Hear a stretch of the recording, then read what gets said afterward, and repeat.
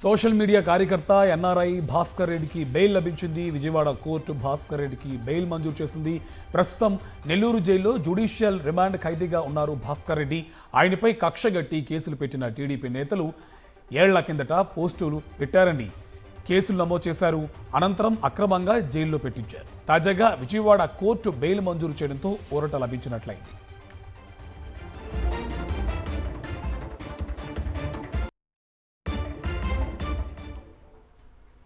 Social media కార్యకర్త NRI Bhaskar రెడ్డికి bail లభించింది. విజయవాడ కోర్టు భాస్కర్ రెడ్డికి బెయిల్ మంజూరు చేసింది. ప్రస్తుతం నెల్లూరు జైల్లో జ్యుడిషియల్ రిమాండ్ ఖైదీగా ఉన్నారు భాస్కర్ రెడ్డి. ఆయనపై కక్షగట్టి కేసులు పెట్టిన టీడీపీ నేతలు ఏళ్ల కిందట పోస్టులు పెట్టారని కేసులు నమోదు చేశారు. అనంతరం అక్రమంగా జైల్లో పెట్టించారు. తాజాగా విజయవాడ కోర్టు బెయిల్ మంజూరు చేయడంతో ఊరట లభించినట్లయింది.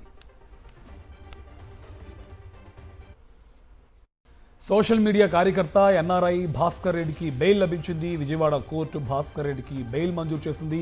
ప్రస్తుతం నెల్లూరు జైల్లో జ్యుడిషియల్ రిమాండ్ ఖైదీగా ఉన్నారు భాస్కర్ రెడ్డి. ఆయనపై కక్షగట్టి కేసులు పెట్టిన టీడీపీ నేతలు ఏళ్ల కిందట పోస్టులు పెట్టారని కేసులు నమోదు చేశారు. అనంతరం అక్రమంగా జైల్లో పెట్టించారు. తాజాగా విజయవాడ కోర్టు బెయిల్ మంజూరు చేయడంతో ఊరట లభించినట్లయింది.